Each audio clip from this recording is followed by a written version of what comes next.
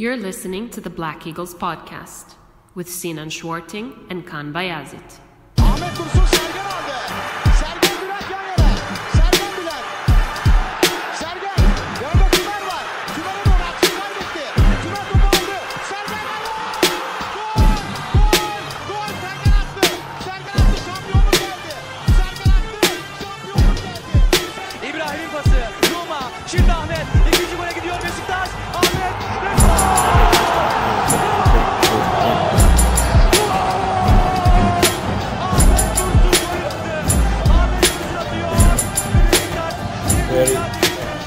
Ready? Okay. Welcome back, everybody. Beşiktaş International's The Black Eagles podcast, episode 81. We're really getting up there. And today we've got another treat for you. Of course, I am here, Sinan Schwarting, live from New York City. And Kaan Bayazit's here, coming in from Belgium. And we have another guest who we've alluded to in the past. We've made jokes about this guy, talked about his takes sort of passively, but so here he can step up and say them right to your face.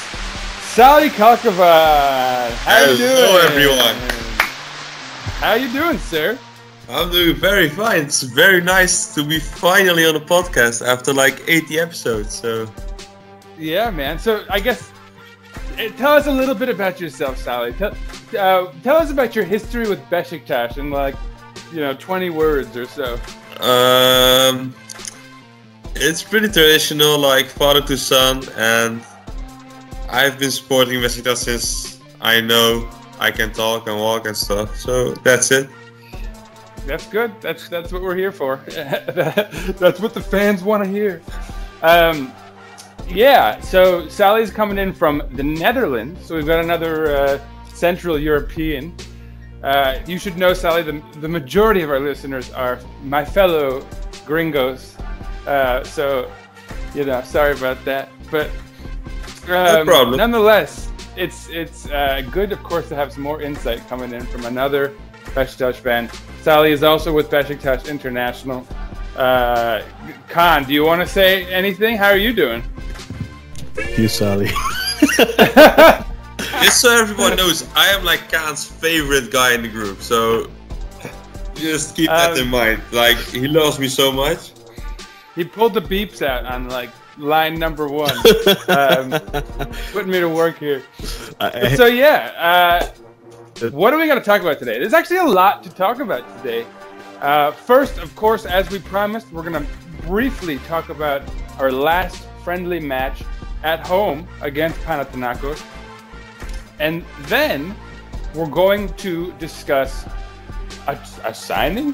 Did you hear that right? Yes, you did. We made a signing. Things are happening. And of course, there are a number of rumors that we also have to discuss that are coming in fast and furious, of course, as the season is now less than a week away. I don't even want to say any more. Let's just cut right into it. Panathinaikos. Anyone, before I talk about the lineup, do you guys have any comments about the match itself, about Panathinaikos, about what you'd expected out of the match? I'll start with you, Kaan. I didn't really know what to expect with all the injuries we have. But I was pleasantly surprised by how the match turned out. We started with 9 youngsters, and then I guess, I guess if you count Volkan as a youngster, let's not count those as a youngster. So then we started with 8, and apart from that, it was Jermaine Lens wearing the captain's armband, and then we had Isimat Mirin in maybe his last match for the club, and then Volkan Chinar, and the rest of them were all youngsters, which I'm sure you'll run over in a second. But I didn't really know what to expect. The whole thing. Because Panathinaikos were playing, I don't want to say their strongest side, because obviously I'm not an expert on Panathinaikos, but they were playing lots of foreigners, as you pointed out in the group, I think. Yeah. So likely close to what their strongest lineup would be. Yeah, I imagine that Greece, similar to Turkey, is a scenario where if you have foreigners in your team, they're generally starting. You're generally paying them a little more, and you're not going to really want to have them on the bench. So it was an assumption on my part, but it seemed like a starting unit. Yeah, and a guy like Macheda, I think it's somebody I don't know where I know him from, but I know him. I think he used to play in La Liga or something. I'm not sure, but he used to play for Galatasaray. No. Yeah, he did. No, that's Federico Macheda. Wasn't he the Man U guy? He was the Man U guy which played in our 1-0 win against them. And Insua played a season for Galatasaray. Yeah, Insua did. I remember that. Insua, yeah, for sure. I don't remember Macheda playing for Galatasaray. Oh no, I meant Insua. No, Macheda played for United. I meant Insua. Yeah. Okay. But yeah, some recognizable foreign names for sure. Emiliano Insua. Yeah, he was I remember him too. But Macheda was one of the guys that stood out. But yeah, no, I didn't really know what to expect. Like I said, I think coming out of the training camp in Austria, most of the matches we saw were abysmal, not necessarily because we lost, but just because we played so poorly. And I was pleasantly surprised in this one. I really enjoyed this game. Regardless of the result, I really liked this match, and it gave me a lot of hope going into the season. Yeah. Well, so before we go too far into it, let me just go over the lineup itself. We started with Umut Nayir up front, Orkan Çınar and Jermaine Lens on the wings, Erdem Seçkin and Muhayyer Oktay in the middle of our midfield, with Kartal Yilmaz as our defensive midfielder.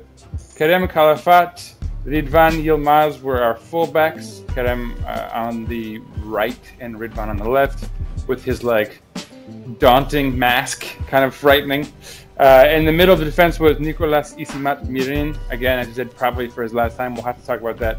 And next to him was Erdoğan Kaya, who I gotta say, I was impressed with him. I don't want to jump the gun here, but last of all was Ersin Destanoğlu, Ersin, I should say, who, I guess the only reason we could see him in there would be assuming that Utku definitely did not make the cut in Abdul Avci's eyes.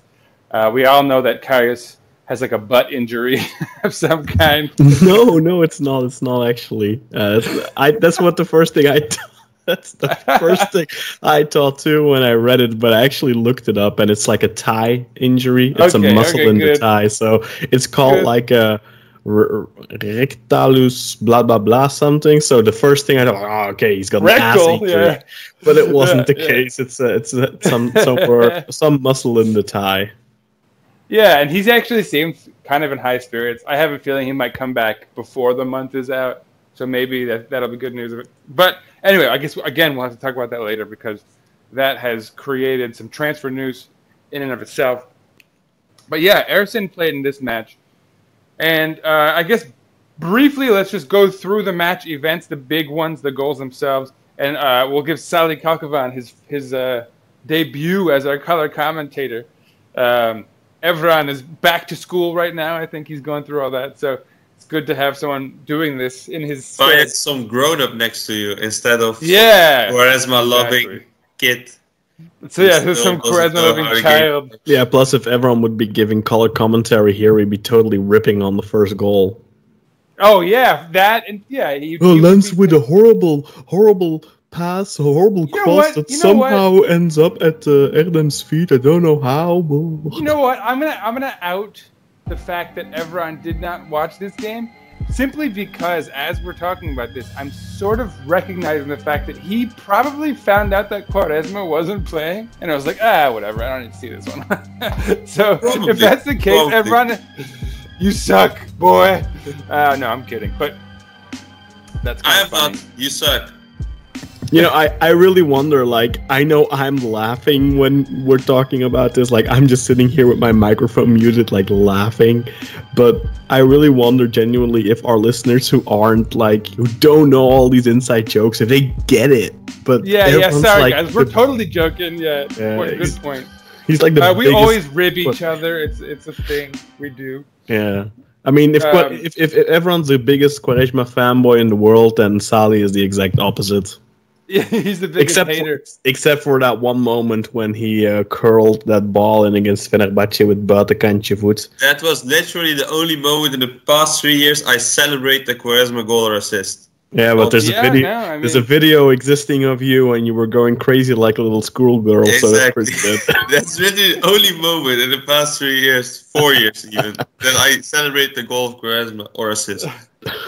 Well, so anyway, so this game got underway. A couple yellow cards went to Panathinaikos immediately, and then Kaan kind of already briefly, in joking about how everyone would take it, gave the goal away a little bit, but.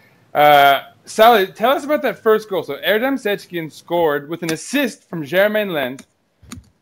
Tell us what happened there. I think before even going into it, we should move back like a few seconds earlier when it starts with a throw-in. And Lens dribbles past like 3 guys. He has the ball in between 3 guys. And he opens up a lot of space for, I think, Maya it was. And then he makes a great run inside the box. And well, everyone thought it was a bad pass, but I think like it was a perfect attack. Like you play one ball, you go through, you get it back, you play it again, and goal. It's how simple it is. It's football, and it should be caught him on simple. his back foot too. It's kind of a smart pass because he had him kind of going the other way. So even if he'd gotten a piece of it, he would have gotten an awkward piece of it. I think it was great. It was overall a great attack. It's exactly how you should play, in my opinion. And it literally starts with the throw in. Like you have Umut Nair who has the ball on, like exactly the type of striker Aujo wants, like a big pivotal striker. Lands in small space, creating a lot of space by dribbling through 3 players, and then just counter-attacking very easily.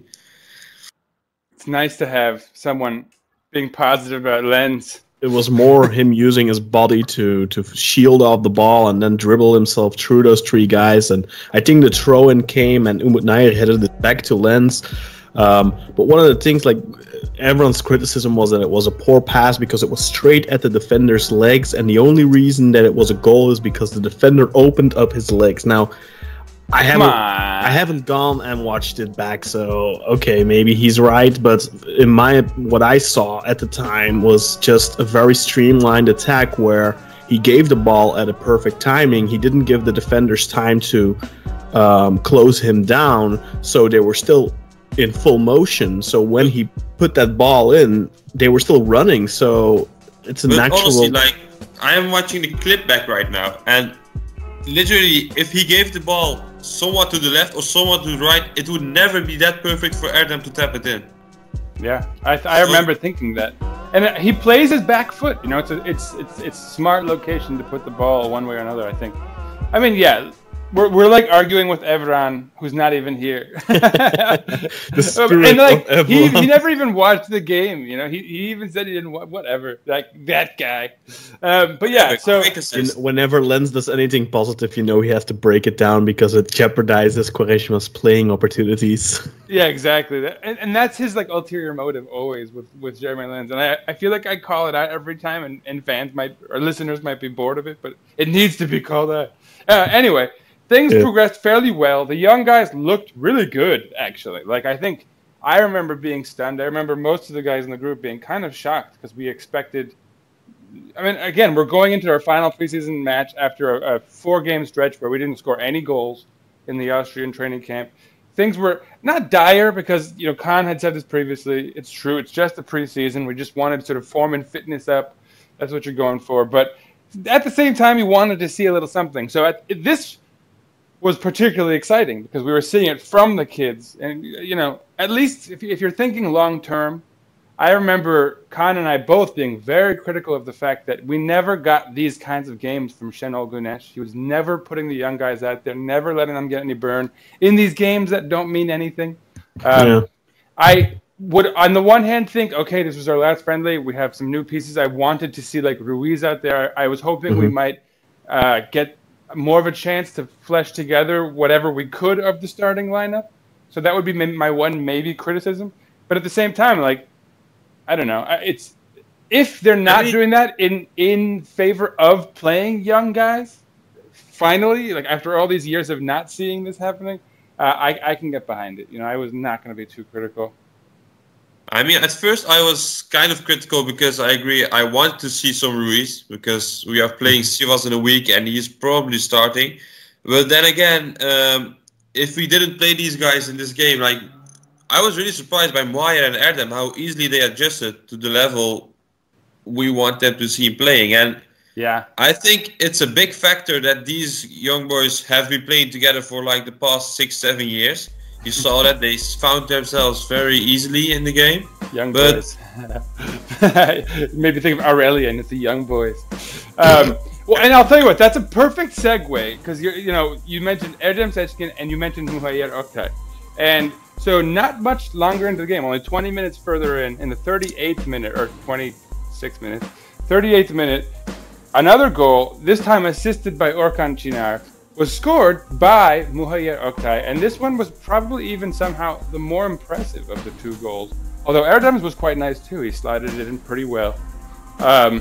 Salih, tell us a little bit about Muayyer's goal, and then continue on with that thought. Where you were talking about his game in general.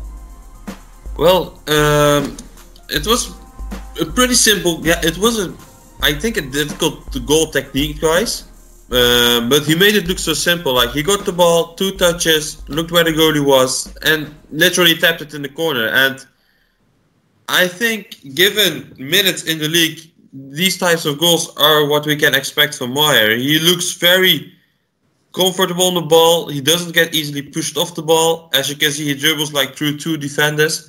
And honestly, I have like big expectations from him. I am expecting him to become a starter soon, in like 3 months. Yeah, I think we can all maybe even agree on that. I bet Kaan wants to see more Ozan. I think we probably all do to some extent.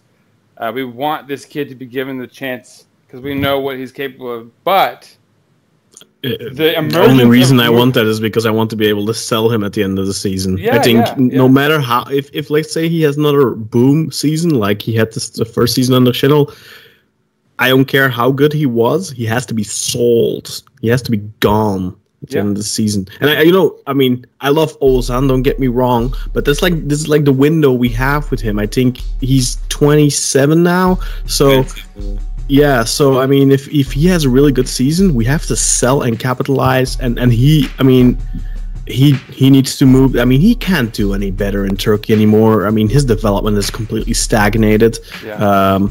And obviously, I mean, for Beşiktaş, if we can still get good money out of, obviously, if we get anything out of him, it's profit because we only paid like 500K or something for him.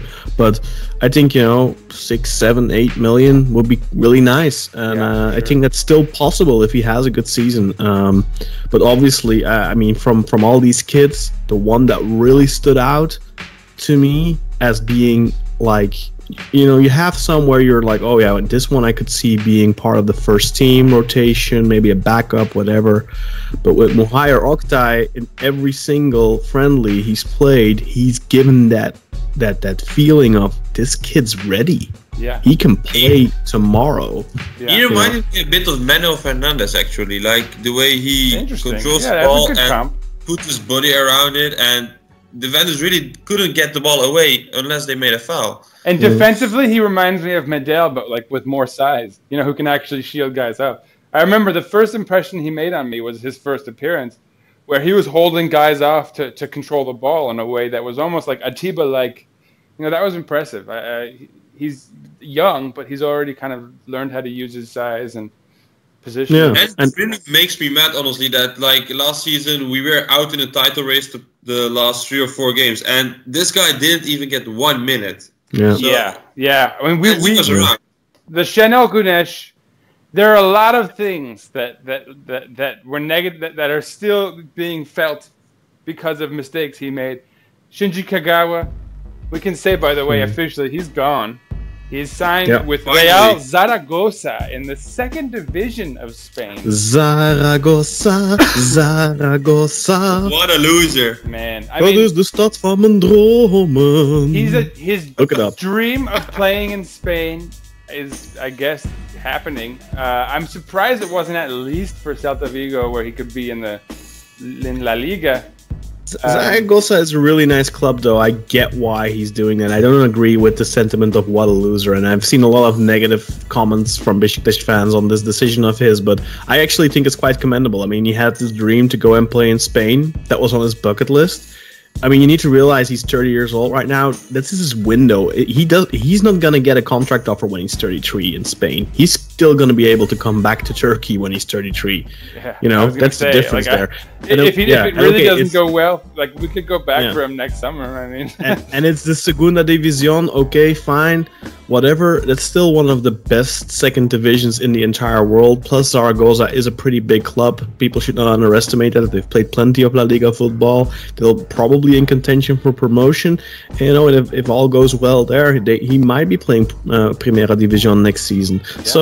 I mean, I don't think I think it's applaudable. This was his wish. He didn't choose for money. He didn't up for money. He just went for his personal ambitions, and I don't get how you could knock that. Obviously, I would have loved to have him at Beşiktaş for squad depth this season, and with squad depth, I still think he would play loads, ideally. I do think he would be a starter, honestly. Yeah, we would find a way. I don't know, man. From what we saw from him, I was really impressed with him. I know you find a way. I think Abdul Avci would have definitely been able to utilize him.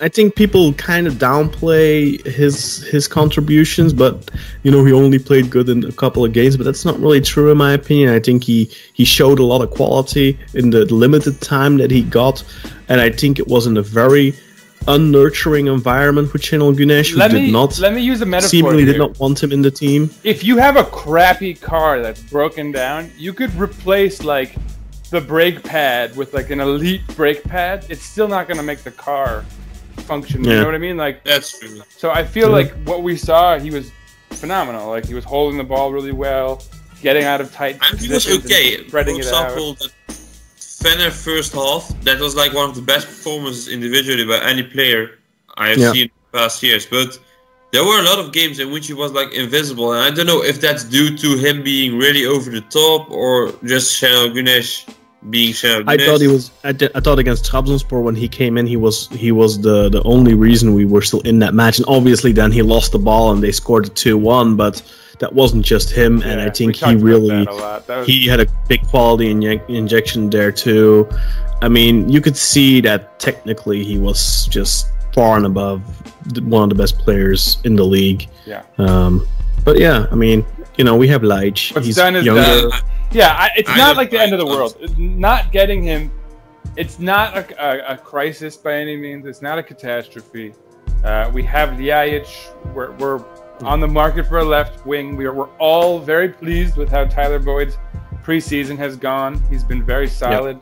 And in fact, like, he's in a way more of what we needed because of the energy he brings, the pace, the heart, kind of, you know. He's one of those guys who puts it all out there. But anyway, let's get back to this match. That was our last hashtag Shinji watch, you know, unless he decides to return next year, should things not go well in Spain. But anyway, back to Panathinaikos. Sayonara. Yeah, sayonara, Shinji. So the second half began. Beşiktaş was up 2-0, as we talked about.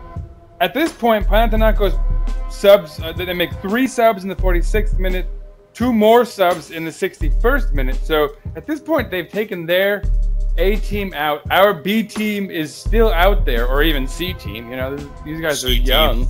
But so obviously, I would imagine their fatigue is starting to kick in. They have not played a match like this, you know, with the squad in a long time. It's been a long summer. Beşiktaş has not made any subs at this point. And sure enough, in the 62nd minute, Donis scores on an assist from Insua, as we mentioned, former Galatasaray. And so the score is now 2-1. Shall we talk about this goal at all? Do we really even need to? Do we care? Yeah, I think we should, because I think if that does not take a deflection, it's still 2-0. Because Ersin was unbeatable up until that point, and the only reason it went past him is because it took a deflection. So, Salih, give us the color commentary. What happened? Honestly, if VAR was present, that goal was disallowed. Because, in my opinion, it's a clear foul just before the goal. When it's I don't know who slid that. It was Insua, I think. Yep. He hit our player pretty hard. And you can't do anything about it. The ball just goes through everyone's legs and stuff, and it has a deflection. And I agree with Kaan. Ersin would probably have saved it if it didn't take the deflection. And it should be noted, you know, we're just talking about the goals, basically, but to this point, Ersin has had a phenomenal match. He's made a number of big saves to the point where it seems like it's actually deflated Panathinaikos. They're feeling like they're not going to get past him. He's to this point, I've noticed Kaan in the group chat really getting kind of excited even about Ersin because it's true. Like he was having a standout match, and it's a shame that I've never seen that. I have never seen that from a young Turkish goalkeeper who is making his basically debut at 18 years old. I have never seen a Turkish goalkeeper at that age radiate that sort of confidence and back it up. Really, I know it's just a friendly match, but it is against Panathinaikos. Yeah. And this was, I think, for him an important match because up until now, whenever we've played in a cup match, when there was like not the first goalkeeper starting, it's always been Utku. Yeah. And I think we can all agree every time Utku was the shits. I mean, you don't mean that in a good way.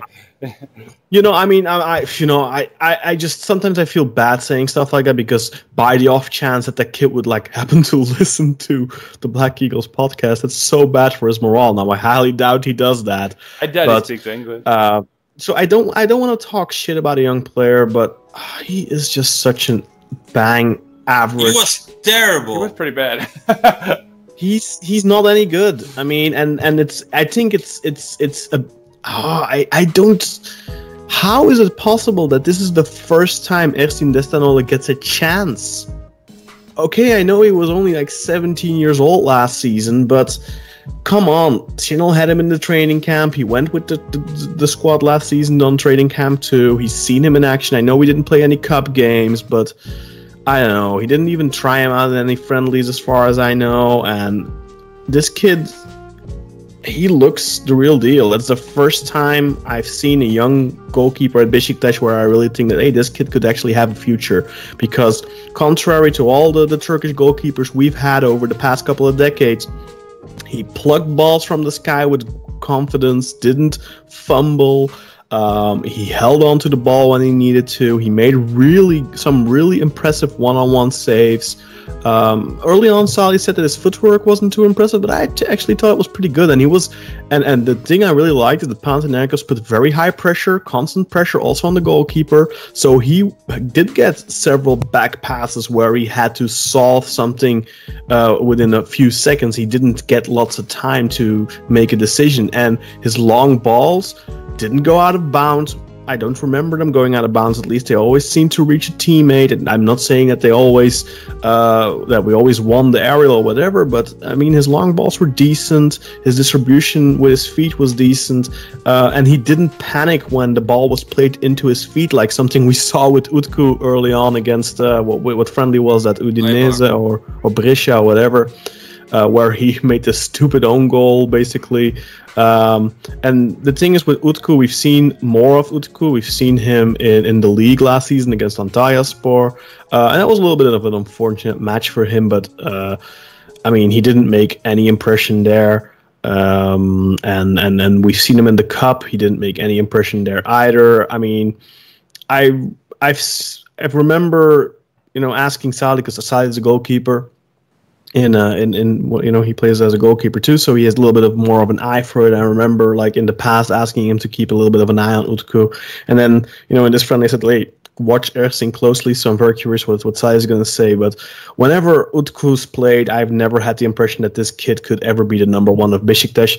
And with Ersin, I do have that impression. I'm not, obviously we need to see a lot more of him to come to that conclusion. But the first early signs here are all positive. I didn't see a single negative thing that I could really point out that was a major flaw. Sally, keep it tight, Sally, but what do you think?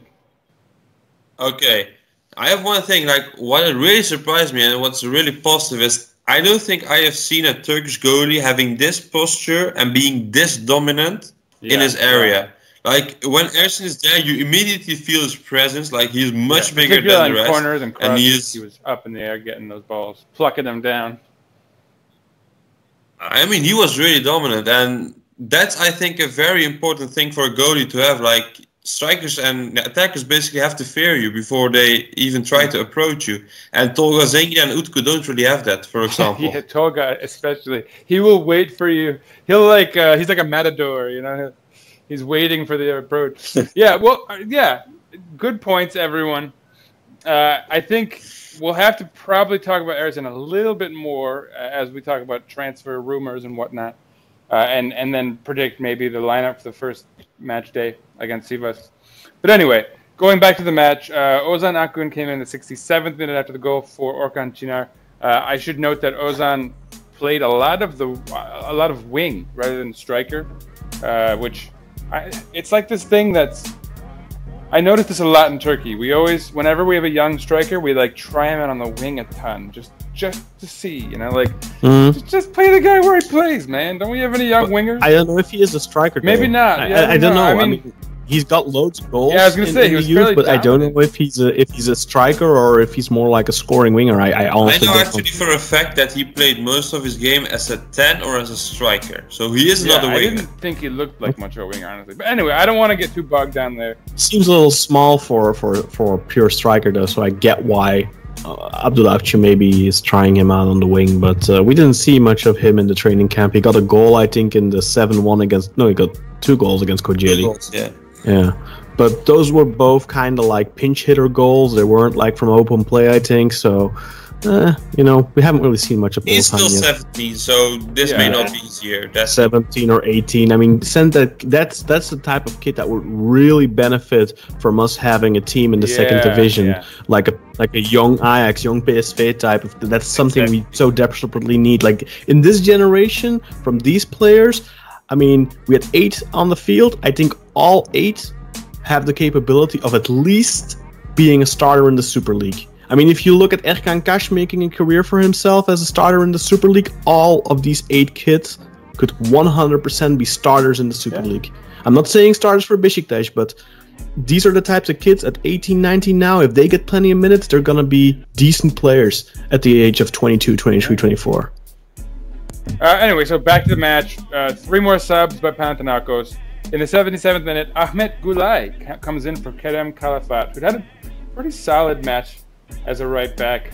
I don't know much about Ahmet Gulay, but anyway, shortly thereafter, the 80th minute, Donis scores again, assisted by Zahid, making it 2-2. So we have a draw on our hands. Another sub by Panathinaikos, and then another sub by Beşiktaş. Jermaine Lens comes out for İlkay İşler. That was his first appearance of the summer, I'm fairly sure. But that was it, I think. He might have a couple played. more subs from Panathinaikos, and then Umut Nayir came out at the end for someone who I'd not seen before. Almos Khan Kalafat. Almos. What is that? This is a brother of Kerem, I would think. assume with the Kalafat going there, but interesting. Very young. But so really, Ilkay is also supposed to be a pretty big talent, by the way. So Abdullah Avcı really went deep into the academy here to give guys a chance. You love to see it, especially coming off the last few years of Şenol Güneş. Like I have to say that our academy was a complete mystery for these last few years, to the extent that I was.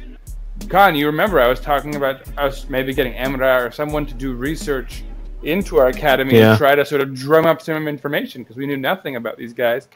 So now we have footage, we have film, we have some real stuff to see. But it's weird that we have to say that about Şenol Güneş because he is known as a coach that has launched so many careers. And Burak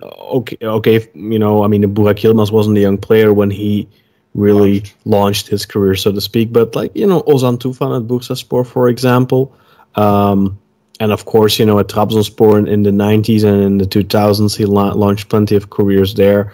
So it's a little weird that he didn't really give any chances to young players at Beşiktaş. Maybe it was the pressure of finally having a real team. Being at a club that could actually win the title. With all due respect for Trabzonspor, of course, he got close. I'll tell you, man, really close. Abdullah Avcı should have even more of that pressure. So it's even that much more impressive that we're seeing him go that deep into the academy, especially early on, where you'd think he'd have more pressure to maybe show results. And you already hear the boo boys, the chorus, which is lame, considering that we're talking about our first preseason under this new coach with a new system and everything. But you hear them, But it's more in Avcii's DNA than it is in Şenol Güneş. I mean, he got lots of his success. I mean, if you look at the success he built up at Beşiktaş here, that's come in large part as well due to players he's been working with from a very young age. I mean, he got Edin Visca when he was 20. Nice. You know, he molded Edin Visca into the player that he is today. Same thing can be said for, I mean, obviously Cengiz only played there for a year, but, you know, he was 18, 19 when he made his debut. And Irfan Can, for example. Irfan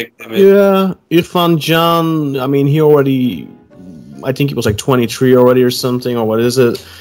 When he came from Gençlerbirliği, but yeah, Mahmut Tekdemir, Volkan Babacan, he had a huge part in Volkan Babacan's career. I mean, he coached him back in the day when Turkey won the under 17 European Championship. Yeah, Volkan Babacan was part of that team. Caner Erkin was part of that team. Like lots of the players that you know, that's why he wanted Volkan Babacan really badly at Beşiktaş here. So it'll be fun to see like guys like Tyler Boyd or even Muhayyer, you know, some of these younger guys who could be with this club for years. And it'll be interesting to see what Abdullah Avci can do as far as molding them into I'm really, you know what? I'm really excited about to see what he can do with an Aydin Hasic. Because Tyler Boyd, okay, he's young. When he's 24, 25, he's not that young anymore. Sure. You know, it's not that much molding anymore he can do. But I really feel like Hasic. but I gotta say, in terms of Tyler Boyd, yes, he's 24, but I feel like he's one of those guys who like had a growth spurt a little later than others, right? Because he's really kind of come into his own. Yeah. Maybe in the last year and a half. I think it's not abnormal for players from like the US and maybe right? from like New Zealand and Australia. Yeah, you know, exactly. I mean, Boyd made his debut at the professional level at a really young age, but he didn't really get to play a lot until he was a little bit older, and that's what we see a lot with the MLS players too. Like, you know, for example, Kyle Larin was like 21 or 20 or something. You know, whereas in Holland, Belgium, now these kids for us now they're 18 years old. That's how it should be. But in Turkey, you know, we often see 21, 22. You know, and I think with Tyler Boyd, I don't know if there's that much molding left to be done. I think he is pretty much already like the player that Avci expects from him. I'm sure he'll improve still under Avci, but I think, you know, like I think he'll be kind of reined in. You know, I think he'll gain a kind of tactical awareness that could be really beneficial. But I mean, Hasic is 17. For sure, yeah, no, that's not. Yeah, you're right. That could be the new Visca. That could literally be the new Visca, or an even better version of Visca, because he's supposed to be a massive talent. So we'll have to wait and see. But I think it's going to be very interesting. Yeah. And that might also be. I don't know. I mean, he already signed last year in January, I guess. In principle, I mean, he hasn't officially signed yet, but we're waiting till he's 18. We've had an agreement for him for a while, so I don't know if September, October. November is his birthday, his 18th birthday, okay. So I don't know, but I don't know. I think he's eligible in January, so maybe we may see him in a cup game or something if we go through. Yeah. But other than that, I don't think we will be seeing much of Hasic this season, because we have Boyd and Orkan is there, Lens is there, Quaresma. Unless, of course, if he is super impressive in training and Avci just maybe. So is he definitely a winger? And Hasic? He can play a 10 and he can play a winger. I thought he may have been a 10 as well, yeah. Interesting. Yeah, I think, you know, from what I've heard, I think he's more 10 really, but he can play on both wings. And maybe like Laic. Yeah, he's kind of more, I think, that Laic type. Well, all right. We'll have to wait and see. I mean, lots can change. The kid's 17, you know. Yeah. But all right, let me rein in this episode here. So that's it for the friendly. It ended 2-2. Do we have anything else to say about the So the preseason's over. It's official. Any final comments? Let's move on, because we've actually already alluded to a number of guys who we've been linked to. So let's get things started. Now, we've talked already about the fact that Karius is injured for a few weeks. Ersin is coming off a very impressive performance. Now, how impressive are we talking? Is there any way that Ersin Destanoğlu is our starting keeper for weeks 1 through 3 or whatever it is? Or are these rumors we're hearing, which we'll get into now, correct? What do you guys think? So I literally have a clear opinion on this one. I don't think a guy like Ersin should stay at Beşiktaş this season. Mm-hmm. And the reason for that is he's like 17 or 18 years old. And at this age, that guy needs to play. It doesn't even matter if it's in the Super League or in the First League. He needs to play every week. So when I read the rumors about Volkan Babacan joining us, I was very happy because that's someone who is good enough for us to be our reserve goalie. So who can just play the first few games and who also won't complain and who is not really having any room for development anymore. Yeah. So I think that would be the perfect short-term solution. And you see big clubs in England doing it. You see big clubs in Spain doing it. They usually have an older guy on the bench. Yeah. And their main goalie and their younger goalie is loaned out, so he gets playing time. Yeah, and it'd be nice if that older goalie on the bench is not Tolga Zengin.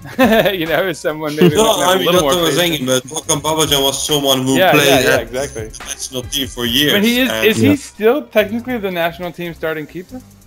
No, Mertes. Mert Kunak, yeah, he took that over. I mean, not so long ago he was, though, so that's why I asked. I mean, 2 years ago, Volkan Babacan was like our main keeper, and everyone was... I mean, I was impressed by him. Yeah. He was pretty confident, and he got us many points, I think. Yeah.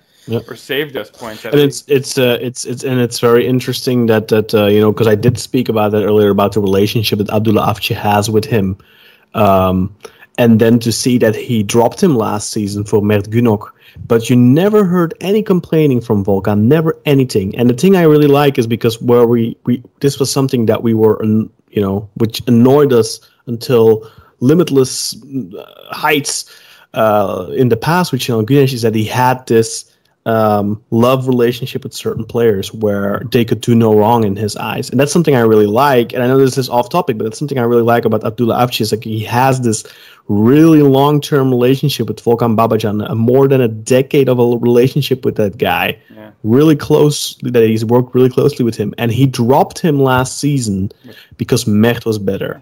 I think that's what you want in a coach. Yeah, right. It's not because I see what you're alluding to here. Yeah, for sure. And I think the fact that if this would end up happening, that also then shows that there's no hard feelings there, and that Volkan would still like to work with Abdullah Avcı. So I'd be all for it. I mean, I think I've said it before. I think we need an older goalkeeper. Volkan is 31 or 30 or 31 or something like that. That's perfect. I mean, like Salih said, there's not much room for improvement there. I think he's peaked. I mean, sometimes, of course, goalkeepers peak past their 30, but I think Volkan has peaked. But as long as the wage can... the coach, or he knows him. Just before we sort of settle in on that, have we had any other rumors on keepers besides Volkan? That Bursa goalie, I believe. Yeah, what's his name? That went on for a long time. And Sinan. So that we can definitely say Umut Meraş is off. For a long time that was linked as this like double swoop where we were paying like... He joined Le Havre. Yeah, he's gone to Le Havre in Ligue B. Ligue 2. Whatever. Ligue 1, Ligue whatever, whatever it's called. But yeah, he's not even in the top league of France, which is not so good for the national team, perhaps, because he was... Ligue 2 is really good, by the way. Don't underestimate it. There's lots of really big talents that play in Ligue 2. The Belgian teams often get players from Ligue 2, and they are very frequently top class players. I just mean insofar as that since Umut Meraş has started to creep into the starting lineup of the national side, I bet Şenol Güneş, speaking of Şenol Güneş, probably would have preferred that he was playing for a better team in theory. For the national team anyway. Maybe you're right in a developmental sense. Yeah, but I mean, there's Zeki. Umut Meraş was never going to be the first choice. He was always going to be back up to Zeki. I thought he was on the right side. I mean, to be honest, Umut Meraş is a left back, Zeki is a right back. Oh, what am I saying? Yes, of course. But Hasan Ali, I mean, I was pretty impressed by his performances in the national team, and I don't think Meraş would ever make the cut if Hasan Ali is fit. I was never impressed with Umut Meraş, and I was not at all excited by the rumors that were linking us to him. So, anyway, I feel like that may dampen the rumors about the Bursaspor keeper that was supposedly coming alongside Umut. Well, Başakşehir wants him, and if they're they're probably more than willing to pay that 10 million lira that Bursa are asking for. And then the rumor is that if they get Muhammed Cengiz there, then Volkan Babacan is free to leave and join us. Okay. I don't think we would be paying a fee. I mean, I can't imagine us being willing to pay a fee. And I think that Beşiktaş probably, since that Volkan is not really their starter anymore, wouldn't be playing too hardball on that. So I don't know exactly, but that's of course the rumor right now. We don't know how credible that is, but I think Volkan is a good choice. But the big question is, how much money would he make? I think anything above 1 million would be too much for a reserve goalkeeper. I think ideally you want a reserve goalkeeper to make like 600-700. I'm sure that Volkan makes a decent living at Beşiktaş here, so I could understand the slightly higher wage than that, but I think if you're gonna pay 1 million plus for your reserve goalkeeper, that's a little bit too much money. I mean, we did that for too many years now with Tolga. Well, and so speaking of French football, and speaking about the back line of our defense, but on a brighter note, I think we definitely have to mention, we actually have a player now. For the longest time, we've been complaining about how we need a left back. And sure enough, we've got one. Speaking of Umut Meraş, he's not the one. It is Pedro Rebocho, a young Portuguese player who's coming from Guingamp. Who wants to talk about? Salih, do you want to go first? Sure. What do you have to say about Pedro? He's the best. And let me first say, time out. Let me first say that we're going to have, as always, the Pedro episode. Kaan's lined up some great analysis and everything, as always. So stay tuned for that. That will be coming out probably later on in the week, next week, I suppose. But yeah, sorry, Salih. The pronunciation, by the way. Pedro Rebocho. Rebocho. I will just call him Pedro for the sake of it. It's just easier. Rebocho. Yeah. So, as a close Guingamp follower, I can say that Pedro is the best left back in the world. Aha! That's what I want to hear. Now, jokes aside, I really didn't know the player until his rumors came up to us. And it's pretty cliche. I watched some YouTube videos, and what I concluded from there, and I mean, it's not very reliable, YouTube, but it looks like we got a pretty offensive fullback. I can't say anything about his defensive performances. He has 12 assists last season, but that number is quite exaggerated, I think, because overhyped, especially because he takes all set pieces there. So that's like saying Quaresma got 14 assists to wow, but no. Well, at the same time, right? Quaresma is out, so we're gonna need someone to do that. Yeah, so not bad. He looked like a good set piece taker, a good crosser, and he looks pretty tough defensively. But like I said, I haven't seen full games of him, but I have heard good stories. He was a youth player for the Portuguese side. Portugal lacks left back, so if he does well, he may even get into the Portugal side, and we may have a pretty high national player on our hands. But still, that's what I was gonna say, and at a very superficial level, and by which I mean, you see his upbringing. He came up with Benfica's youth academy. They're pretty well renowned for doing a good job there in terms of development. Yeah. He has played for the Portuguese under-19 side, as you also mentioned, or as you've mentioned. And yeah, just at a very superficial level, his career is on an upward trajectory. He played for Moreirense, I think, and then Guingamp, and now Beşiktaş. So it seems like one step at a time, he's moving up. Yeah, I mean, ideally, he breaks into the national side while he's with us. It's a perfect signing in this regard. I mean, his value can only go up. It's in 2000. I mean, it's in June, I believe, the European Championship. So he may very well be the starting left back for Portugal right then. And if he is, and if he is, he could be worth a lot of money. Exactly. But I'm not gonna say too much. I just finished recording a special Pedro Rebocho episode. Yes. With special guest Pierre-Henri Dufay, who works for the radio in France, a local radio, and he comments on all of Guingamp's matches, so both home and away. So we've seen every single match of Pedro Rebocho. So he had lots of stuff to say. I'm not gonna reveal anything. Spoilers then, Yeah. The only thing Stay tuned. Yeah, you'll have to go out and listen to that. That's coming out later this week. However, one thing I will reveal to you, how he described him is constant. That's nice after Janet. Yeah, after Janet, that's a breath of fresh air. So let's just leave it at that, guys. Stay tuned. Yeah. Be there or be square. And let's talk more about rumors, because we have some of that to talk about. And then I also think we have to talk a little bit about what we want to see in CFUS, what we can expect to see. So before we part, there are two more positions that are under intense speculation. And we're not going to talk about central mids or defensive midfielders, because none of that seems particularly solid. But what we do need to talk about is a striker, because Burak Yilmaz is going to be out for some time. Mm-hmm. And B, maybe you can reverse the order on this. Maybe A left midfielder, and B, a striker. But whatever. But yeah, those are the two positions that we're being linked with the most at present, and that we definitely have a need for. So let's talk about the big time rumors that we have out there. For starters, I think we have to go at left wing, and primarily I think Konoplyanka, because that's where all the noise, at least online and among the fan base, seems to be. What do we have on Konoplyanka right now? Okay, so honestly, now that Boyd has come, we have seen that Alge puts him on the right side. So we're basically looking for someone who will replace Quaresma on the left side. Yeah. Finally, that guy's done. Yeah. And I honestly don't think it won't be Quaresma. It won't be Konoplyanka, because it won't be.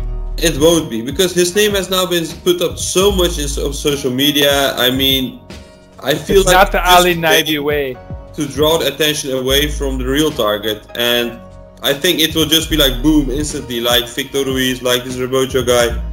We will hear someone and it will be done. But the thing I want to rebuttal that with, I agree with Ali Naibi. We've seen his MO this past transfer window, is that usually these guys come out of nowhere, except for one, Tyler Boyd, that was dragged out, that we knew he was a main target, and there were acknowledgements from his club, Vitória de Guimarães, that Beşiktaş, they were negotiating with Beşiktaş and stuff like that. And that stuff we didn't hear about Riza Durmisi. That stuff we didn't hear about Vitor Hugo even. Vitor Hugo, clearly that was the case, but because he was kept quiet. But which other ones? Kolejijak, we didn't hear anything from his club. Who else have we been firmly linked with? Umut Meraş. I mean, from Umut Meraş. Well, Umut Meraş, we didn't really hear anything from his club either. That was all from the media. It was all media produced. But the difference here from Konoplyanka, we have heard from Schalke, their director of football, Jochen Schneider, commented towards Was Plus, I think, or something like that. And he did confirm that there's talks going on with Beşiktaş right now, but that there's no agreement yet. But that does make me think that Konoplyanka is a very serious option, because there is acknowledgement from the Schalke camp there. I don't think that Konoplyanka is very hot in the market right now. He's not a hot commodity. There's not a lot of competition for his signature. Which is weird. I still don't understand. Maybe I praise the guy too highly. It's not weird because he's kind of flopped at Sevilla. He's kind of flopped at Schalke. English clubs aren't going to go in for him. Obviously, the window is closer anyway. But La Liga is out of the question. England's out of the question. The rest of Germany aren't very interested in him. Italy is not going to want to touch him because he flopped at those two top competitions. Well, that's the thing. A player like that, where is he going to go? He's going to go to Turkey. He's going to go back to Ukraine. He's going to go perhaps to Russia, but that's a sensitive subject. That's true. So, not these days. Yeah. Turkey is probably one of his few realistic options within Europe that can afford his wage load. So I think he's a realistic target in that sense. And he seems to rebel in the all the come to Beşiktaş noise too. He's the kind of guy who who might not. Like, I think a lot of guys, when they get to the airport in Istanbul and they have all that noise and stuff, they kind of get scared by it. He's not the guy who would be like that. I think he could really enjoy the noise that comes with. I mean, Yeah, he's acknowledged the come to Beşiktaş stuff. 433 tweeted at him come to Beşiktaş a couple of times, and he responded to it with a black and white emoji. So that's a perfect segue, Kaan, because speaking of online presence and emoji talk and all of that, today's hot item actually comes from Mohamed Elyounoussi, who also had a bit of a... Salih, I'm going to turn it to you. I'm going to hand you the mic. Did you see this stuff with Elyounoussi today? I tweeted it. Yeah. So yeah. So you must have then. Okay. I don't think it means much, honestly. Like Konoplyanka did it, Elyounoussi did it. So what is it? Tell our listeners what did he do? What I think is that these are players we are negotiating with, but these are players that want the fans to pressure the board to get them, so they get more salary. That's what I tend to think.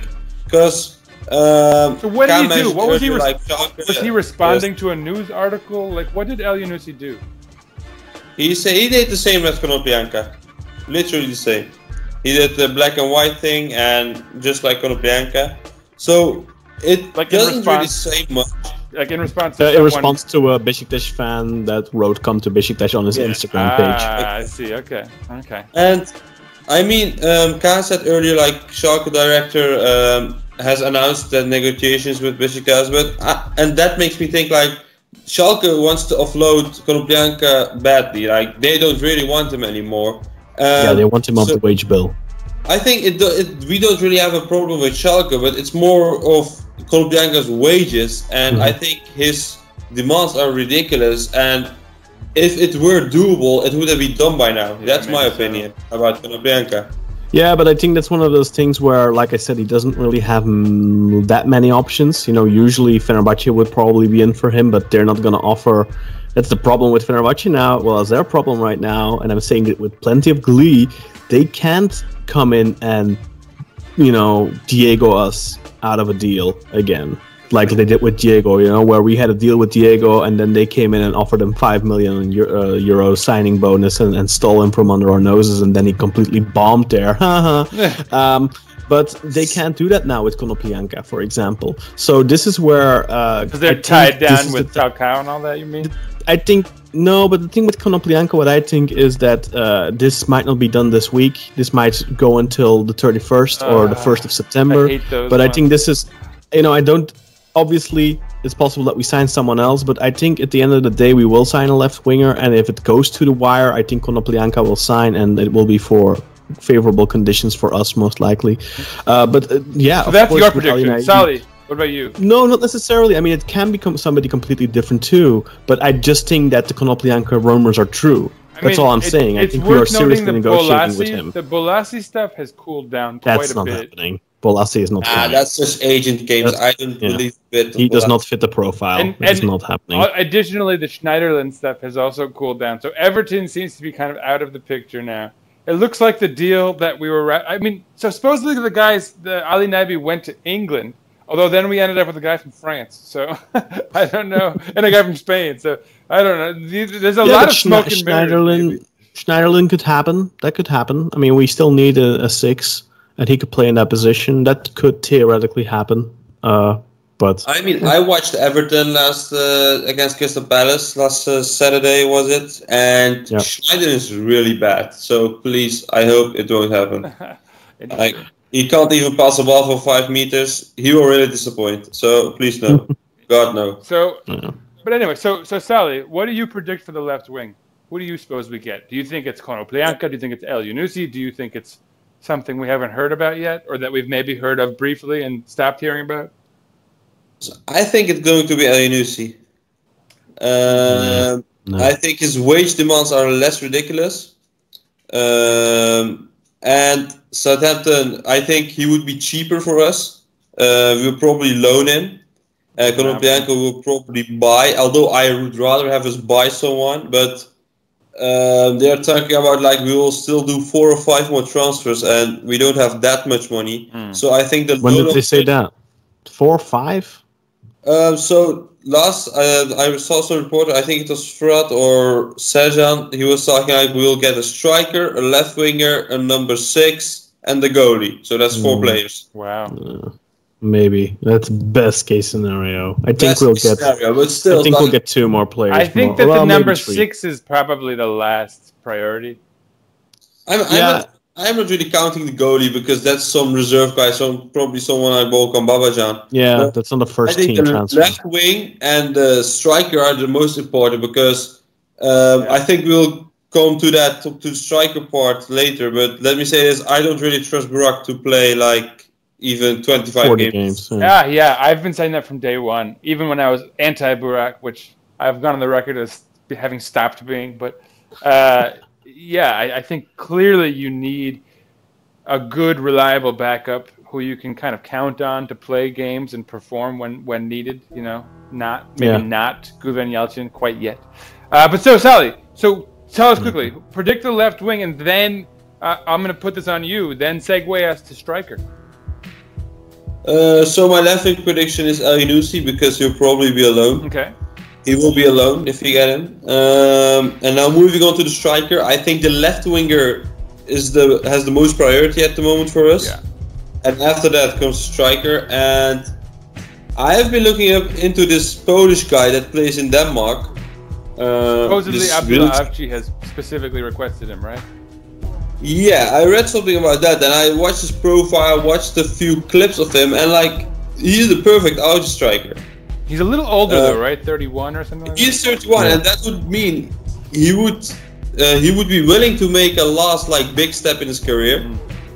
He will probably not be that pricey because he's quite unknown and comes from Danish league, and his numbers are phenomenal. Like he has contributed to 41 goals in 50 games last season. Now his name is Wilczek? Wilczek. Yeah. So I am kind of hoping we get him. He looks like a good player to have out of the system. If everyone's listening, Salih, if everyone's listening, you're breaking his heart. He was fully aboard Team Aboubakar. I don't think. I mean, Aboubakar would be nice, but I honestly don't think we should be trusting on him. But there is news. There is news on Aboubakar. Supposedly, we've kind of come to sort of a verbal agreement with Porto. We're really waiting to see a medical report. Now, Kaan, you've talked about his knee. How about Kaan? Do you want to say anything about Aboubakar? Before I speak to that, I think, just quickly want to pick in on the Elyounoussi thing. I think that's not that likely because, yes, we can loan him, but his buyout clause is going to be high. It's going to be like north of 10 million. And I don't think we're going to do that because the Pedro Rebocho is an obligation to buy. And that's going to be probably for I estimate 3.5 million because it hasn't been... numbers or... We don't know the numbers, so that's why I'm estimating it's under 4 million. Because if it was above 4, it should be reported probably, and because it's not been reported, it's probably lower. So I'm estimating around 3.5 million. Guingame's asking price was 5, so I can imagine we talked him down to 4 or 3.5. So I thought I saw 4.5. I don't know. Anyway, it's an obligation, so that's something we know is going to happen. Look, if Karius, yeah, with Victor Ruiz, we bought him. We didn't loan him, but that's we bought him, so we already spent 3.5 on him. So 3 million, I think, but doesn't matter. Anyway, so this is 3.5 or 4 million or whatever we are spending for Rebocho. That's already for next season. That's for next transfer window. Add to that Loris Karius. If he plays 50% of the games, it's 8 million. That's already 11.5 or 12 million we're already spending for next transfer window. But we're going to have Champions League money, Kaan, and championship money. Regardless, we are not... And Europa League. We'll win the and we're going to win the Europa League, Kaan. Come on, man. Get with the program. Regardless, if we even do all of that, we are not going to add a 10, 11, 12 buyout clause or obligation for next summer. Kaan, but I have to put a little waiver on that. Don't forget this. This board has shown some creativity in terms of making 2-year loans plus deals. So, maybe we'll get a 3-year loan. Okay, that's possible. But how much did Stoke pay for Elyounoussi? I think like 15, 17, something like that. So they're gonna want to recuperate part of that. He's not been there for very long. He's still only 24, 25. they're not going to want to sell him at a huge loss. Yeah. So if they're going to loan him out, it's going to be for a big buyout clause. Imagine a 2 plus 2 plus 8 or something, 2 plus 2 plus 8? What's that? So like 2 years. So for a 2-year loan, and we pay them $2 million for each of those years on loan, and then 8 at the end, or something like that. Yeah, but anyway, so I think that in that regard, I think it's either for the left winger. I think it's either going to be Konoplyanka or someone out of the blue. That's my prediction, because I think Konoplyanka is going to be relatively cheap in terms of buying him. I think we can buy him for 2 or 3 million.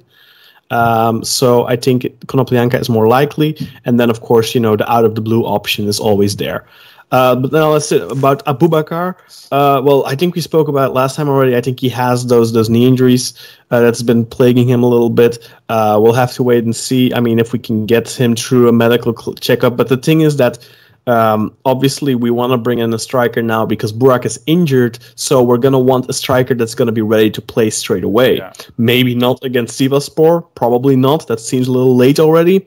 But definitely that second match against, I think, Göztepe, we're going to want a striker that's going to be able to play. So Aboubakar, I think that's not very likely. Obviously, if he can get through the medical, he's only 27. He's a guy for the future then in that regard, so he could still play for X amount of years. So that would be a good transfer in that regard. But this whole Wilczek thing, I think this is going to be another case of we're going to get somebody out of the blue.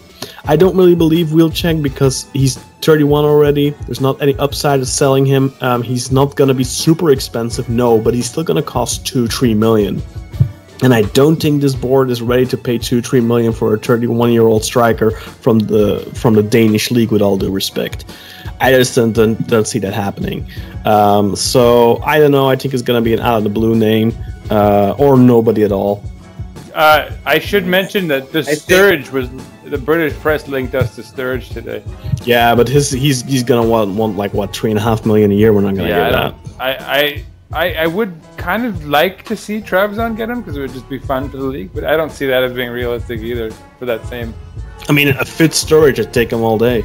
But I would too. We all know that Sturridge can't stay fit. So anyway, Salih, I'll hand it back to you because I kind of interrupted you. Tell us any kind of striker stuff that Kaan hasn't already gotten. It's worth noting that Umut Nayir played most of the match against Panathinaikos. So if anything, it could make sense that he was trying to get his fitness levels up for him to play in that first match.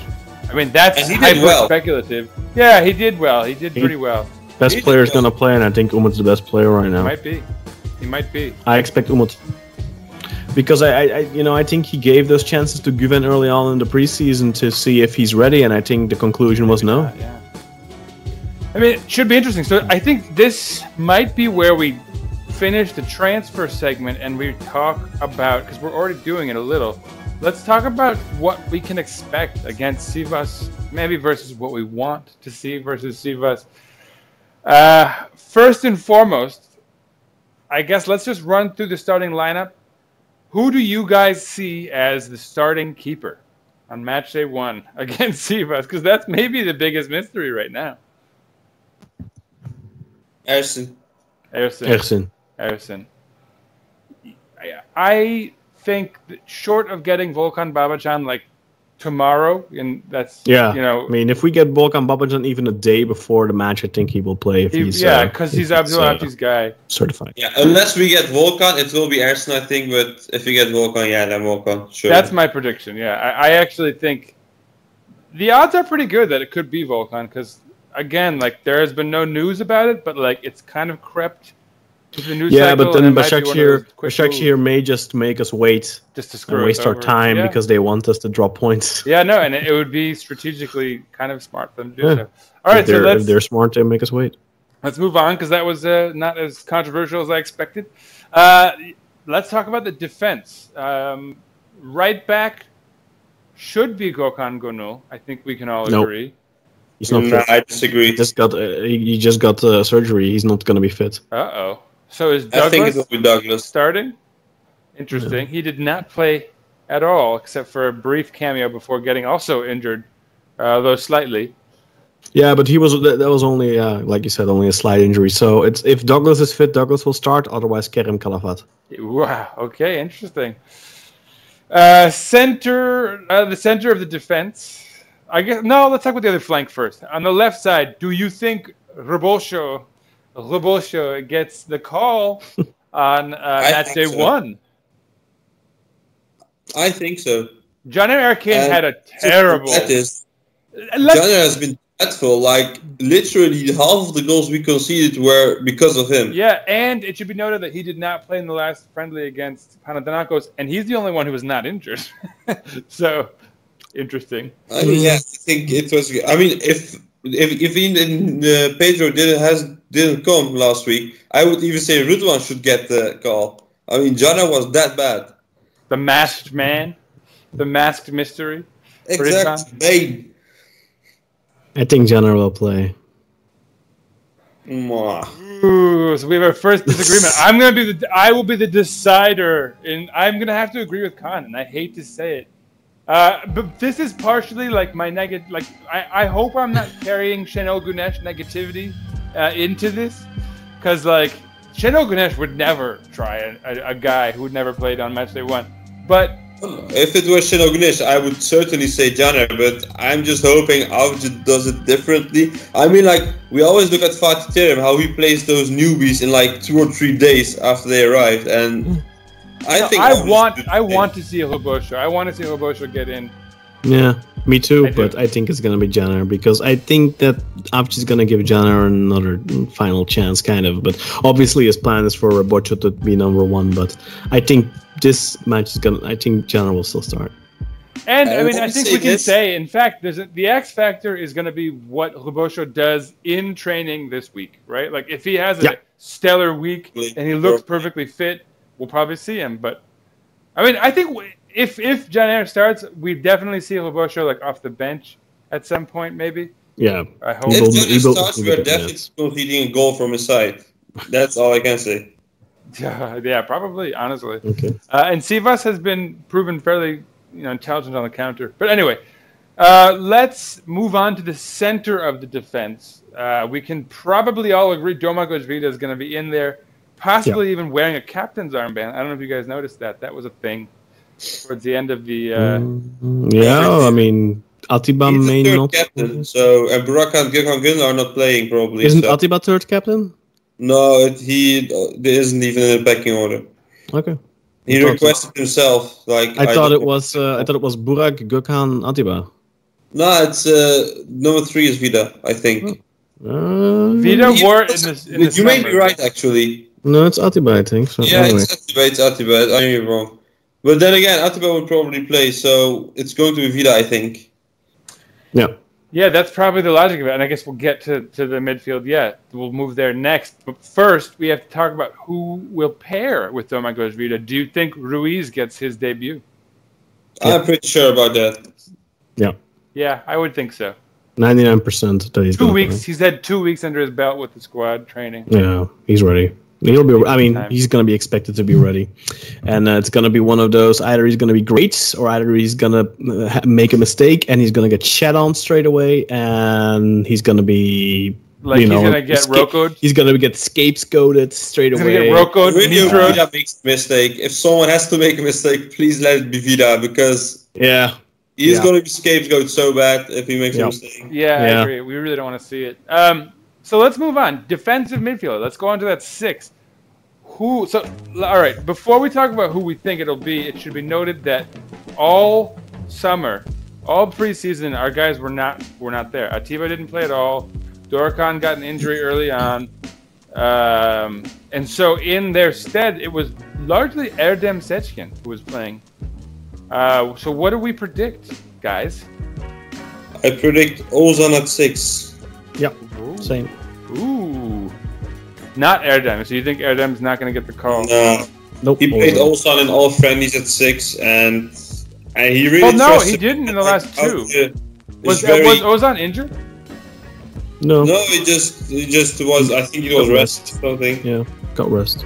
Because that's why I think Jana will play.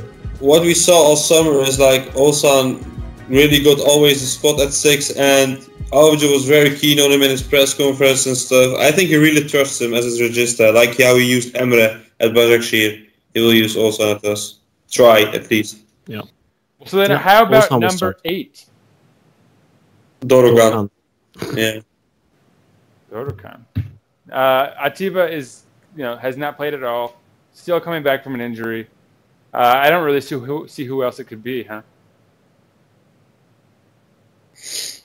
Yeah, Okay. Moving on. Next one. So the last spot in the midfield, who's that going to? I'm going crazy, man. Moyer. Yeah, He's taking it. I think so too. Unless Adam Laic is fit. If Adam Laic is if Avci I is think both will confident, play, honestly. no, I heard don't that think the so. injuries were not as bad as reported, and I read that as being like guys like Ljajic and Yeah, but their Dorkan injuries being weren't ready. so bad. I mean, they were just out for 10, 12, 13 days. So that's not... I mean, they were out for 2 weeks, which means fit in 2 weeks.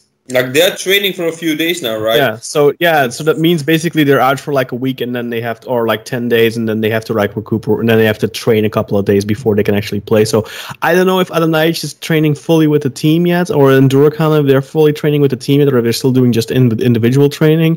But I think if they're both fit and Avci thinks there's no risk for re-aggravating whatever injury they picked up, I think both of them will start. Otherwise, I think Muhayer will start. Yeah, I'm going with Ljajic. I think that's likely. I think he's already been training with the team. Yeah, what I he has. remember. He joined I the think day also after. might do is like start Moyer and use Laic if things don't go his way. See, my hot take, and I didn't slip it in earlier. I don't know why, but I think he could take Ozan's spot. Honestly, we'll see. I'm not saying I want it, but just based on like Abdulavci's seeming trust in him and his good form, honestly, I don't think but impossible. Muhayer is going to play either an 8 or a 10. He's not going to play him at 6. He isn't really a register. I mean, Ozan fits that profile, but he's just not in form, it looks like. So, yeah, I don't know. It'll be a mystery. I wonder if maybe we play with 2 central midfielders instead, is what I mean. But or, like 2, without a classic 6. But anyway, moving on, let's go to the wings. And I think there should not be too much speculation here or debate. On the right side, who do you guys have? Boyd. Tyler Boyd. So we're going to get a debut, at least a competitive debut. And on the left side, who do you have? Now we might get some dispute. What do you think? Think Quaresma, Hope, Lens. Think Quaresma, Hope, Lens. How about you, Salih? I think it will be Quaresma because he's just a cunt who gets into every trainer's lineup. But I'm hoping for Laic at the left wing. Or Lens. In the worst case, Lens. But I'm hoping for Laic on the left. So that Muhayer gets into that 10 role, huh? Interesting. I mean, it's not an unusual position for him. I mean, he has played as much games on the wing as at the 10 role in Italy, so he should be fine on the wing. I wouldn't be surprised for Medel to slip into the midfield and Laic on the left, and us playing without a real offensive midfielder. So Medel up to 6. That could be the case too. Yeah. Well, I'm going to probably err on the side of Kaan here. And in part to mention, because I don't think we've harped on it much, Jermaine Lens was really good against Panathinaikos, and I think it would be great to see him get the chance to follow that up. Lens is the kind of guy who he heats up like a kettle, and so he could ride that form into a few good games and then a good season, in theory. But I think, like Kaan said and like Salih also said, I imagine I think it's difficult to gauge what Abdullah Avci's current how he sees Lens right now. It's difficult because he didn't really play much in the Austria friendlies, but then he played a good game against Panathinaikos, so maybe that changed Avci's mind. I just hope that he's looking at that and that he's coming to the same conclusions as we are, that maybe Lens right now is more should be playing, but the thing with Quaresma is he's been working really hard in training. Yeah, and he's been a good. We talked about how he's been a good presence. So I think that's gonna get rewarded, even though maybe not the right. He was disastrous in the training camp, really, in all 4 friendlies. He didn't really. Think. And I don't know. Maybe that's why I'm low-key expecting some radical changes because, like, we were really, really bad in the friendlies, and that was our supposed lineup. What played there? Yeah, or at least like the non-injured parts. Yeah.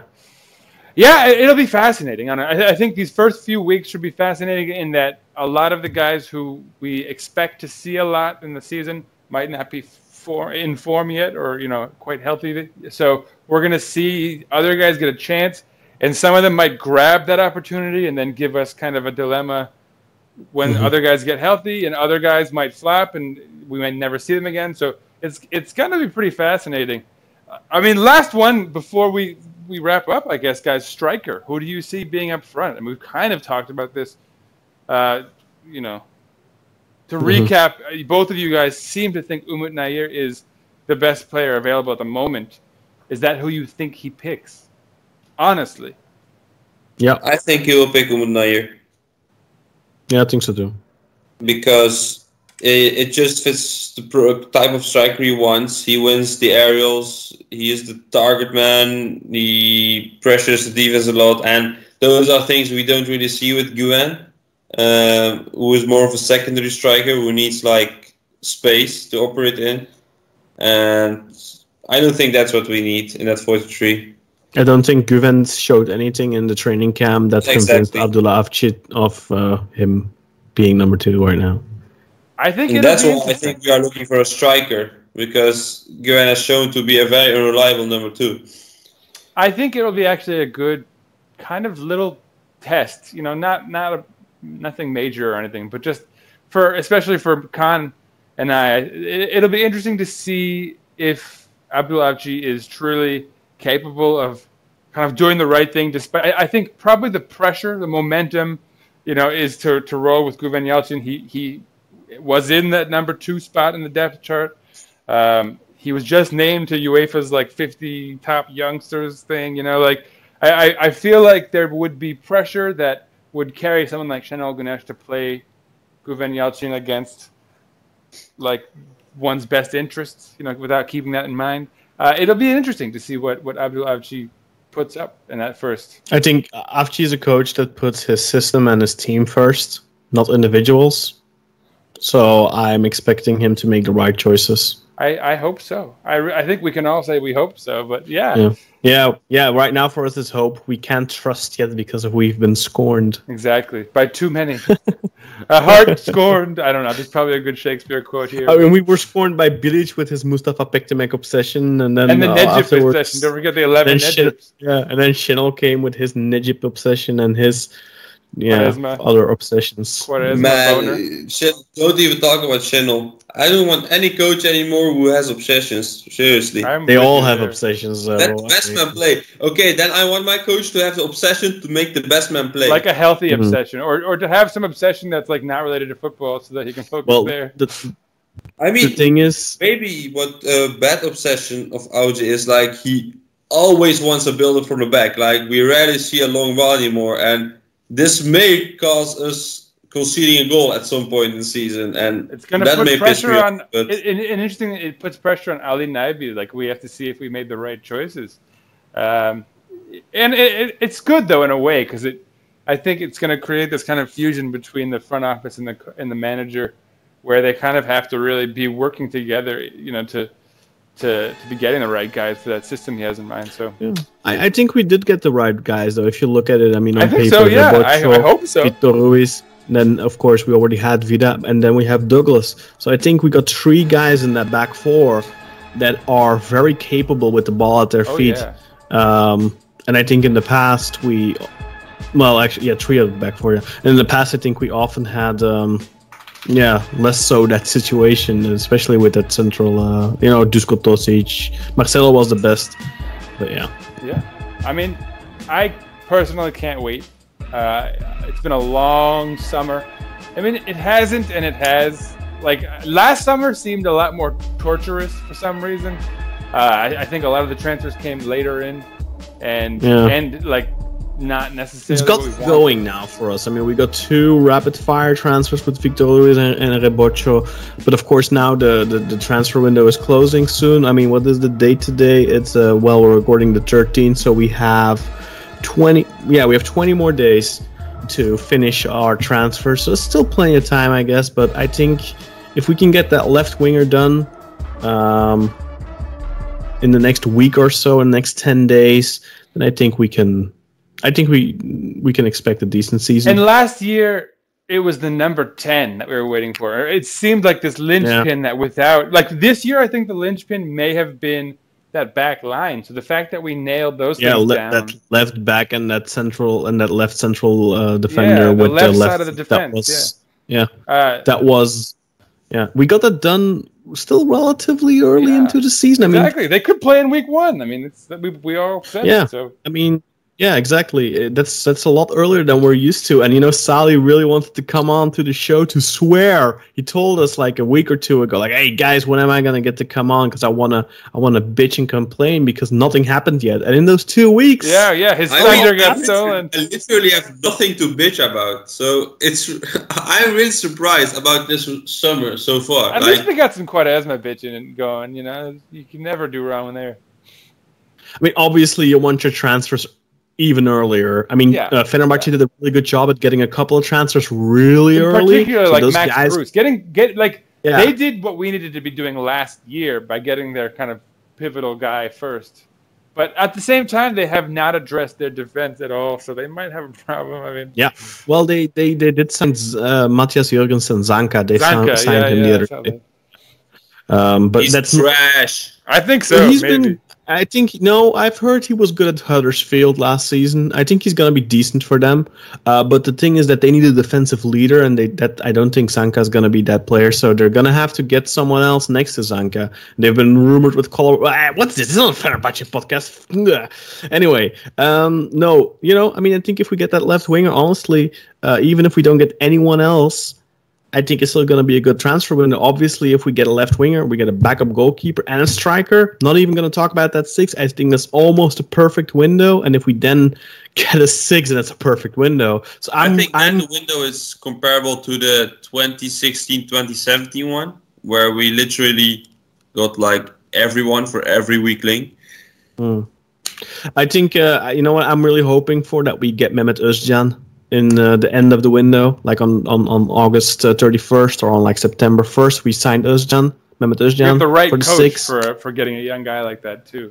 And then it really feels like this is the dawn of a new era. This is a fun episode in this regard. If you look at our team, I mean, in terms of average ages, Vida and Victor Ruiz are both 30, but our goalkeeper Los Caras is 26. Our left back now, Rebocho, is 24. Our right back, Douglas, is 29. Our midfield, Oğuzhan, 27. Muhayyer, 20. Laiç, 27. Volkan, 23.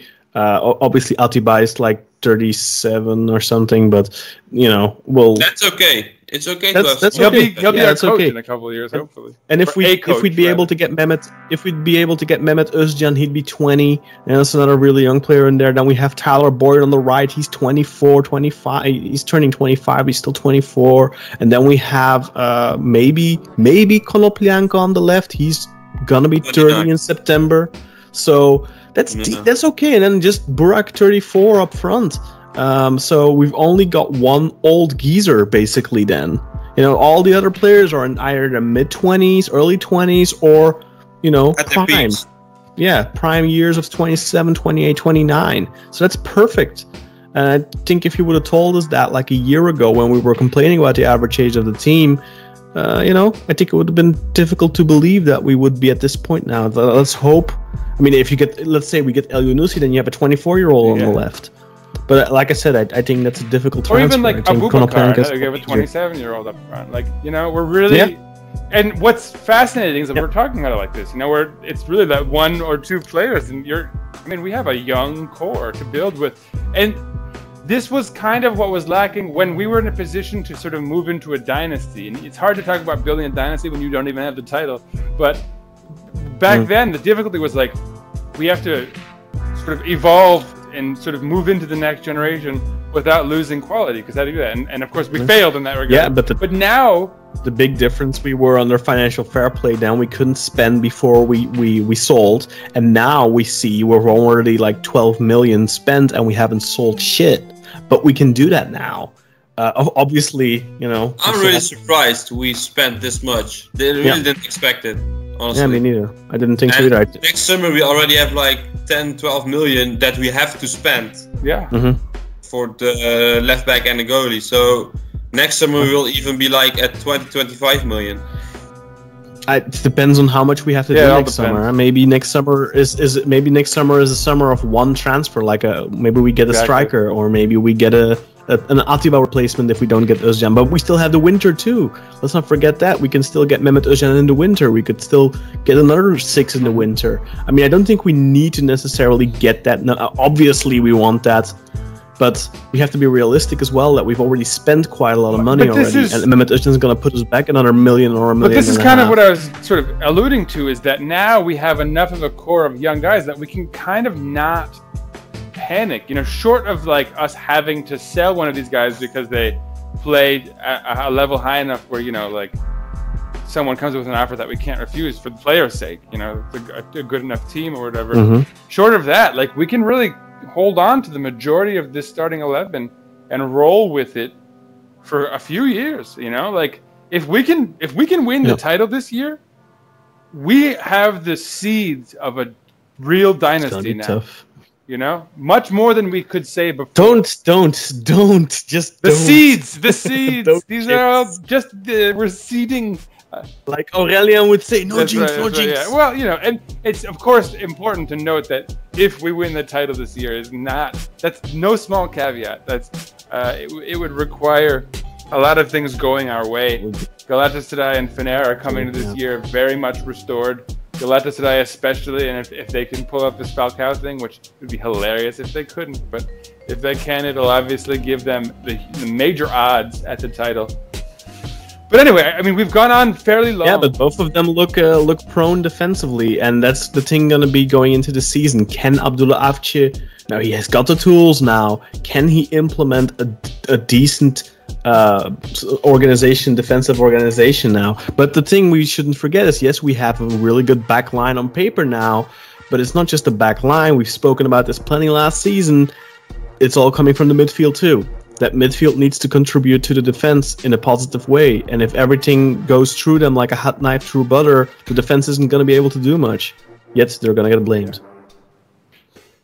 So Salih, for Salih, I'll say his thing just died, so he's gone. But let's close this thing out, Kaan. Anyway, first of all, stay tuned. Of course, Saturday, the 17th of August, Sivasspor will be hosting us, Beşiktaş.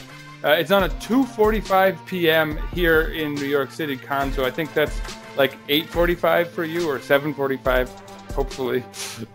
Sure. But so look it up. Take us out, Kaan. Soccerwave.com. One more hot take. I don't be surprised, and I know his dad said it's not happening, but Cenk Tosun. Keep that in mind. Keep it in mind. Anyway, not much left to say. I think these first 3 to 4 match days are going to be pivotal. Oh yeah, they're going to be tough. But I would like to harken back to the 2002-2003 season, in which we finished with 85 points, only lost 1 match. The first games of the season were really tough. I think we drew away at Bursaspor 2-2. We drew away at Istanbulspor in the first 4 or so weeks. It was really tough. We got a 95th minute win against Kocaelispor, Ahmet Dursun, and that was really tough. Those first couple of weeks, get through that. But once we got through that, we got going, and we were a really formidable side. It's going to be the case this season, I think. We're going to have really tough first couple of weeks. We're lucky in that regard that our fixtures aren't the toughest. But don't underestimate Sivasspor away. I would not be surprised if we lose. I hope we don't. I hope we get a scrappy win. But if we lose, don't panic. Give Abdullah Avcı the time. He's given us what we're longing for so long. A coach that's giving chances to everyone. Yeah, with the Let's hope he continues. Let's hope he carries it on into the season. Give him time to implement his system. Give him time to work with his new players. Be patient. Support the club. If you're in Istanbul, you don't have a season ticket yet, go buy one. Come on, you need to be there for the team. Yeah, and that's all I got left to say. Except follow us on Twitter. Don't forget, and stay tuned. Stay tuned for our upcoming episode on Rebocho, also Ruiz. So we have some player episodes coming up. But the main thing, of course, go Beşiktaş! Here we go! And don't forget, come to Beşiktaş. Whoever you may be, Konoplyanka Elyounoussi Aboubakar, whatever, man. Whoever you are, come whoever you are. Let's go. Come whoever you are, exactly, yeah.